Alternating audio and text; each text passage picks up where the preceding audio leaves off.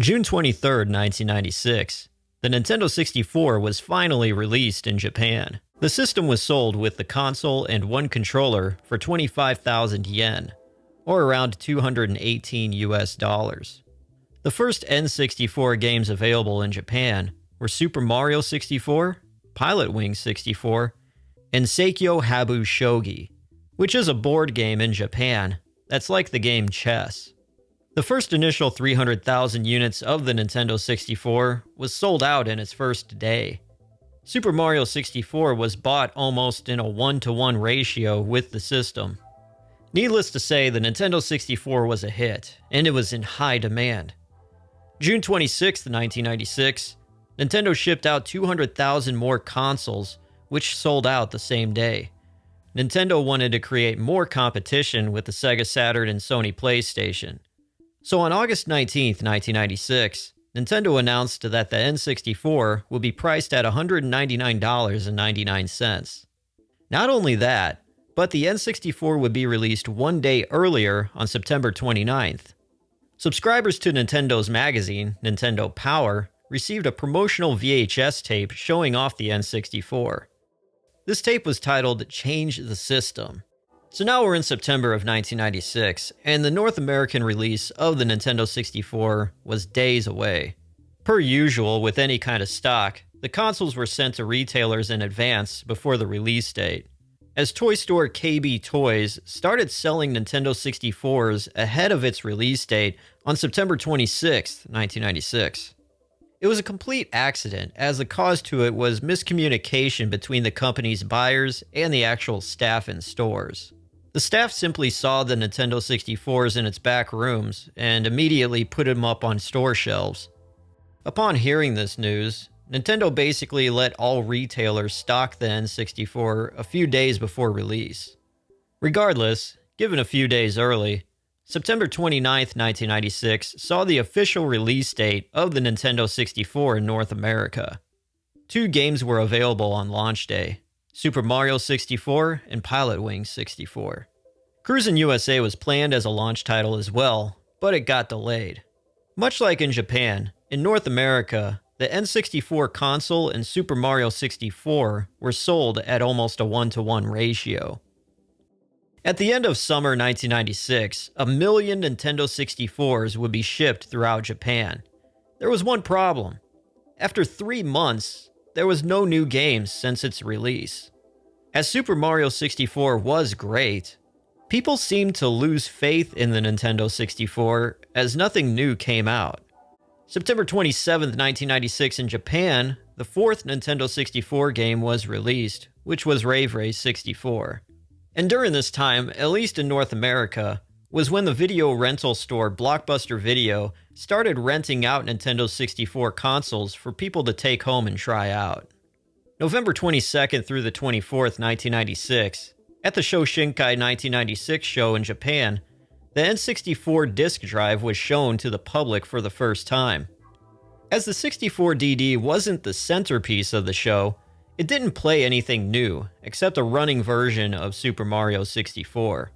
The 64DD was set to have a late 1997 release date in Japan.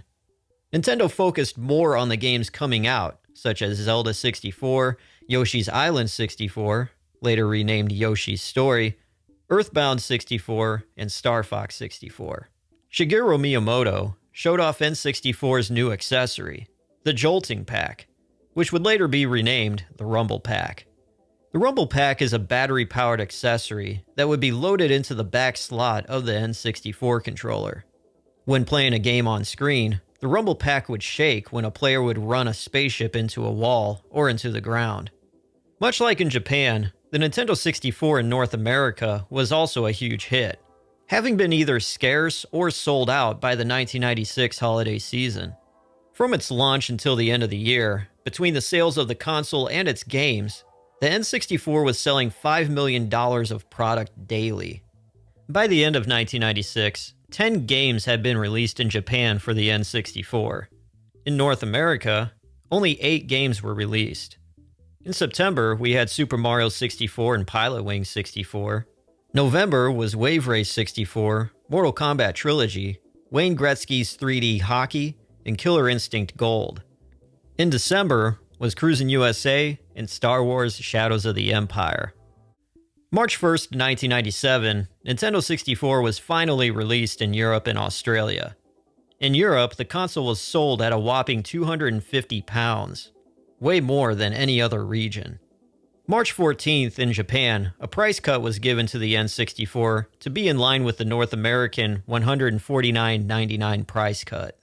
May 1997, a price cut for the N64 was also given to the European market. The real notable games for half of the year were Mario Kart 64, Blast Corps, Turok Dinosaur Hunter, and Doom 64. June 19th, 1997 kicked off the third annual E3 event in Atlanta, Georgia. Everyone visiting Nintendo at this event had questions on what was coming to fill the bare library of games they had. Game publisher Rare was represented with games like GoldenEye 007, Conker's Quest, which would later become Conker's Bad Fur Day, and Banjo-Kazooie. The four-person multiplayer from GoldenEye had everybody addicted. The 64DD didn't make a showing at this event, as it didn't have any presentable software to give the DD any attention.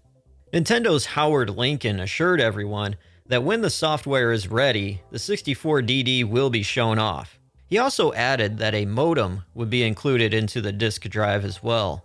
Nintendo focused more on talking about how, yes, the PlayStation had a lot more games, but here at Nintendo, we focus on quality, not quantity. And then to close everything out at this E3, Nintendo showed off the game Superman 64, and no one seemed too excited about it. June 30th, 1997 hit and shook the system in North America, with the release of Star Fox 64. The game included the new accessory, the Rumble Pack. August 25th, 1997, GoldenEye 007 was released. On November 21st through the 24th, 1997, Nintendo hosted its 9th Shoshinkai show in Japan. This is the year when the show was renamed from Shoshinkai to Nintendo Spaceworld. The 64DD's Japanese release date was delayed once again, moving from March 1998 to June 1998. Many new accessories for the Game Boy and Nintendo 64 were revealed, such as the Game Boy camera, Game Boy printer, the N64 Transfer Pak, which would be inserted into a controller slot, the N64 mouse, and a voice recognition unit, or VRU for short. The new Pokémon Gold and Silver games for the Game Boy, which was still in its prototype phase, was presented. Pokémon games for the N64 were announced: Pokémon Stadium, Pokémon Snap, and Hey You Pikachu. The 64DD was presented in detail with what it could do. Its features included an internal clock, larger memory storage space, exclusive games, and the ability to interact with games on cartridges, discs, and other video devices. Showing off the 64DD, Nintendo used Mario Artist, a series of 3 different programs. These games were the Talent Studio, the Paint Studio, and the Polygon Studio. The Mario Artist series would take advantage of the N64 mouse accessory, as it was seen as the sequel to Mario Paint on the Super Nintendo, which also used a mouse. Showing off the new N64 Transfer Pak, it could load Pokémon or data from Game Boy games into the Nintendo 64, turning the transferred Pokémon from having 2D to 3D graphics. They also showed off in Mario Studio how they could take photos taken from the Game Boy camera and put them on polygon models. Among all the new gadgets, games were also shown off. Zelda 64 was announced to not be on the 64DD after all, and it would just be put on a regular N64 cartridge. Playable demos of Zelda 64 and F-Zero X were available. Other games were announced and shown, such as 1080 Snowboarding, Earthbound 64, Super Mario RPG 2, and SimCity 64. At this point, PlayStation was churning out games left and right and was just killing it in the video game industry. And so for the first time in history, Nintendo fell to second place in the video game market. By the end of 1997, over 100 new games were ready to be released in the coming year for the N64, including Donkey Kong Country 64 and a sequel to Super Mario 64. 1998 for Nintendo 64 was dull and slow starting out, mostly because PlayStation was picking up even more speed and selling more than the N64. May 28, 1998 kicked off the 4th annual E3 that was held in Atlanta, Georgia. Behind closed doors at this event, Sega was showing off their newest game console, the Dreamcast. A day before the show, Howard Lincoln had announced that the N64 disk drive would not be released in 1998. So at E3 instead, Nintendo showed off Zelda 64, now named The Legend of Zelda: Ocarina of Time. After showing off a sneak peek of the game, a screen showing a Triforce read, "Link returns, November 1998, which was then met by loud applause.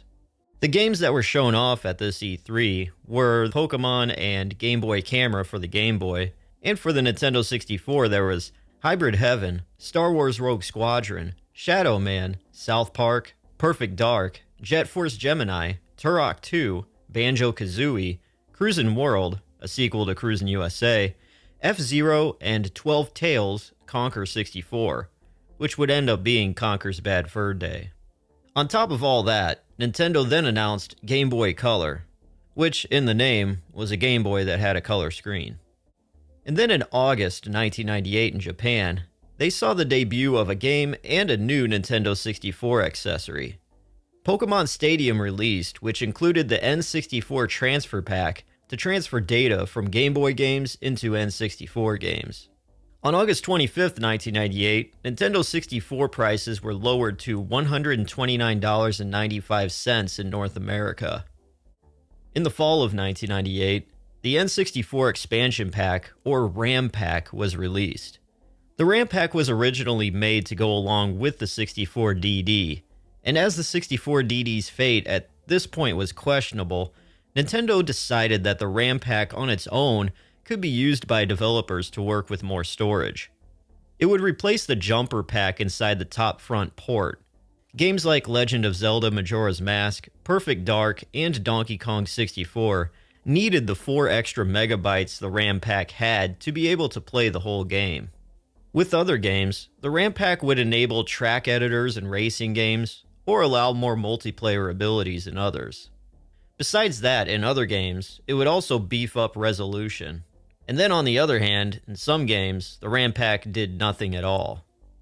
And usually around this time of the year, Nintendo would host their Spaceworld show, which would happen in Japan.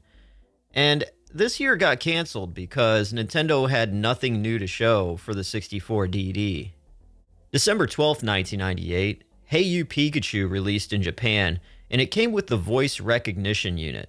This was a microphone that would be plugged into an N64 controller port. This allowed the player to talk to Pikachu inside the game Hey You Pikachu. And by the end of 1998, Nintendo was working on something new. They knew they had to, as they saw Sega release the Dreamcast in late November of '98 in Japan. Nintendo put together a team to start developing their next generation console. This new console was given different code names like Flipper, N2000, Nintendo Advance, and StarCube. Pairing up with IBM, Nintendo was rushing to be on time, and if not, early in the lineup of the 6th generation of video game consoles. 1998 was the best year, sales-wise, for the N64, selling 9.42 million in the year. As 1998 closed, Nintendo looked towards 1999 to work on their new console. Early 1999, as Nintendo was focusing more on Project Flipper, they let their licensed characters have games made by third-party developers, such as Rare, Hudson, and HAL Laboratories. May 13th through the 15th, 1999, came the 5th annual E3 that was held in Los Angeles, California. And besides Nintendo, the show was a big one, as every company was showing off what their next generation console could do. Sega had set a North American release date for its Dreamcast on September 9th, 1999. Sony was showing off what its new PlayStation 2 console could do graphically. And for Nintendo, the announcement came for their new console. Working with IBM and Panasonic, the new console was named Dolphin. Besides announcing the name, they had nothing else to show. But the biggest news that was revealed was that Dolphin's games would be on discs instead of cartridges. Besides the announcement of Dolphin, Nintendo instead focused on their games that they had planned for Nintendo 64. The biggest titles being Pokémon Stadium, Perfect Dark, Mario Golf, Donkey Kong 64, Star Wars Episode 1 Racer, and Eternal Darkness. In summer of 1999, Nintendo finally announced its 64DD's release date for Japan.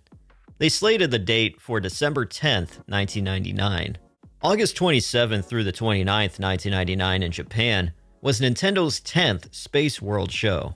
The 64DD was the centerpiece at the event, and games announced for the 64DD were Doshin the Giant and Ultimate War. Doshin the Giant became a hit among younger gamers who would return back every day of the event just to play Doshin.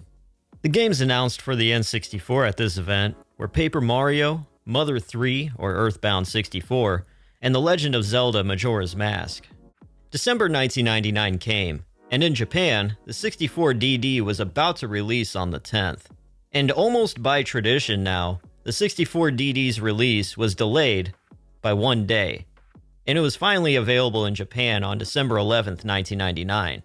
Originally, 10 games were planned to be available for the 64DD's release. In reality, only 2 titles were available: Doshin the Giant and Mario Artist Paint Studio. So the 64DD was finally released. But it was released in a weird kind of way. Upon its release, it was only available through renting it through a mail order. In Japan, for roughly $28, you could rent the 64DD by mail monthly. Customers who ordered this would get in the mail a starter kit which included the 64DD, an RJ11 cable, the expansion pack, a modem, and a Randnet internet browser disk. Included in this package was the Randnet service, the 64DD's very own online network. Also, if someone wanted to mail order a 64DD, but they didn't have the Nintendo 64, for an extra charge, they would have an N64 console included in the mail. The N64 consoles that were mailed out during this offer had a special transparent black color to them. There was also an offer for an extra charge that you could include a Randnet computer keyboard that would plug right into the Nintendo 64. The plan for this online service was that customers would be sent a new 64DD game every month through the internet. There was yet another problem. On release of the 64DD, the Randnet network wasn't available. Nintendo knew this, but they wanted to keep their promise that they would release the 64DD by the end of 1999. So instead of releasing them full throttle in stores with no online internet network available, they did the mail order thing just to say that they did officially release it in 99. 1999 was a good year for Nintendo 64, selling 7.86 million consoles. Nintendo was optimistic, as they had plenty of solid games planned for the N64 in the next year. 2000 was the year of the PlayStation 2's release. And with Sega's Dreamcast being on the market for a few months in North America, the N64 was seen by most as a dying system. On February 23, 2000 in Japan, the Randnet online service for the 64DD was finally up and running. This date also marked the 64DD hitting store shelves in Japan with a sales tag of $335 US. 2 more games were released for the disk drive at the time, which was Mario Artist Talent Studio and SimCity 64. The retail version of the 64DD included only the expansion pack and the disk drive itself. March 4th, 2000 in Japan, the PlayStation 2 was released.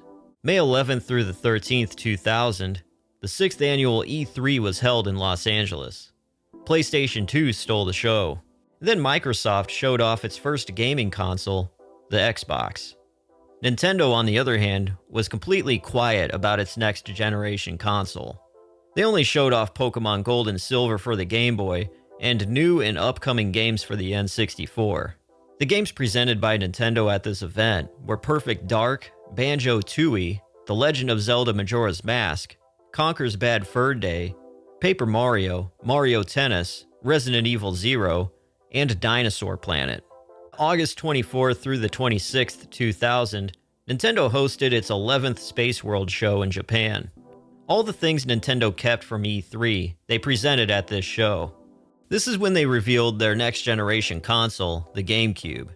On top of that, they also revealed their next-generation handheld system, the Game Boy Advance. Along with this announcement was that there would be accessories that could link the GameCube to the Game Boy Advance to load data and unlock exclusive features. Games shown for the GameCube, among others, were Super Smash Bros. Melee, Luigi's Mansion, Metroid Prime, and a demo called Super Mario 128, showing off the GameCube's power. The 128 represented the 128 bits of graphical power the GameCube had. There were more Nintendo 64 games announced: Pokémon Stadium 2, Mario Party 3, Cubivore, and a game called Animal Forest, which would wind up being called Animal Crossing in the West. There were many games that were originally made for the 64DD, like Animal Forest, that were now on normal Nintendo 64 cartridges. And given the fact that the 64DD was nowhere in sight at this show, many people considered the disk drive to be dead. And during the year of 2000, Nintendo sold 6.5 million Nintendo 64 consoles. With the GameCube on the rise, 2001 seemed to be Nintendo 64's final year, with Nintendo giving it any amount of push. E3 2001 was on May 17th through the 19th, and was held in Los Angeles, California. As Nintendo focused on only their new systems, the N64 was completely out of sight at this event. In August came Nintendo's 12th and final Spaceworld show, where much of the same from E3 happened. All the focus was on the GameCube and Game Boy Advance, no Nintendo 64. September 14th, 2001, Nintendo GameCube was launched in Japan. November 18th, 2001, the Nintendo GameCube is launched in North America. The sales for the Nintendo 64 by the end of 2001 had dropped crazily from the year before, selling only 2.85 million consoles. In 2002, out of all three regions, from Japan to Europe to North America, there was only one release, which was in North America, which was Tony Hawk's Pro Skater 3, which came out August 20th, 2002. And 2002 ended with sales of Nintendo 64 consoles only reaching 500,000 worldwide. And after this, people had moved on to PlayStation 2, Xbox, or GameCube. The Nintendo 64 took its place among the mantle of Nintendo's past gaming consoles, next to the Nintendo Entertainment System and Super Nintendo. The Nintendo 64 is a legendary gaming console, and Sony, an electronics company that had much more money and resources to build a vast library of games in such a short time, the video game industry was taken to another level. With Sony being the cool, flashy newcomer to the market, developers like Square, who made great RPGs, went over to work with Sony instead of Nintendo. So with this, the N64 missed out on a lot of RPGs that Sony was thriving from. Nintendo chose at the beginning to use cartridges instead of CDs for counterfeiting concerns. And so, with the GameCube, they stayed away from the practical, usual size of CDs, and if anybody's ever played a GameCube, yes, the discs are much more smaller. As Nintendo to this day is still in touch with its core roots, being a toy and game company, they have the mentality of quality over quantity. As said in one of the conferences during the N64's run, Nintendo understood that kids would only be able to afford to get 1 or 2 games a month. And with that, they took their time to make sure any game available on the Nintendo 64 was up to their quality standards. And I just want to say a little disclaimer here. Superman, yeah, they kind of missed the mark on that one. I say the Nintendo 64 is legendary because from the Rumble Pack to the analog thumbsticks on the controllers, the 3D platforming worlds from Super Mario 64, there were so many great ideas that started with this system that we see in video games to this day. Altogether, Nintendo 64 sold 32.9 million consoles worldwide. Comparing it to the NES, which sold roughly 62 million, and the Super Nintendo that sold 49 million, The Nintendo 64 sold a bit less, and some people actually consider it a flop. There are 387 official games that were released for the Nintendo 64 worldwide. 296 of those games were released in North America, and 15,000 Nintendo 64 disc drives were sold in Japan. What happened to the Nintendo 64 after it was phased out in 2002? In a way, it's still breathing to this day. There were some games that were canceled for the Nintendo 64, but they got ported onto the GameCube. And then there were some Nintendo 64 games that got ported onto the 3DS and the Nintendo DS with special features. For example, Super Mario 64 DS and The Legend of Zelda Ocarina of Time 3D. And then we find ourselves in China. And in China, there was a prohibition on video game consoles. And the reason why was they wanted to keep kids away from being addicted to video games. But as there's a will and a desire to play video games, there's a way. Nintendo wanted to sell in China's market and bring their quality of games to it. But with this prohibition thing going on, they had to figure out a way. So it's 2003, and the Nintendo 64 days are over. So Nintendo, having this large library of great but older games, they seem to be the perfect thing to sell at a much lower price to the low-income Chinese people. So Nintendo found a loophole in the law, and they paired up with a Chinese-American entrepreneur to develop the iQue, spelled iQue. The iQue player was a controller that looks like a classic Xbox controller. The loophole that Nintendo found was that they could sell this legally in China, as there was no box that represented a console involved with the iQue player. It's a plug-and-play type of system, as all the hardware to play all the games were installed inside the controller. On November 17, 2003, the iQue player hit the Chinese market and was sold for $85. And they also released iQue depots placed in certain retail stores throughout China.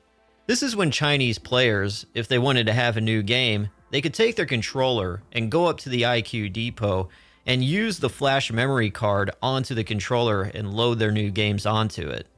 And over the next 3 years, 14 games were released. During its launch, the first games released for it were Dr. Mario 64, Star Fox 64, Super Mario 64, Wave Race 64, and The Legend of Zelda Ocarina of Time. Instead of dropping a bunch of games at once, Nintendo wanted to space them out much like they would do any other release for any games.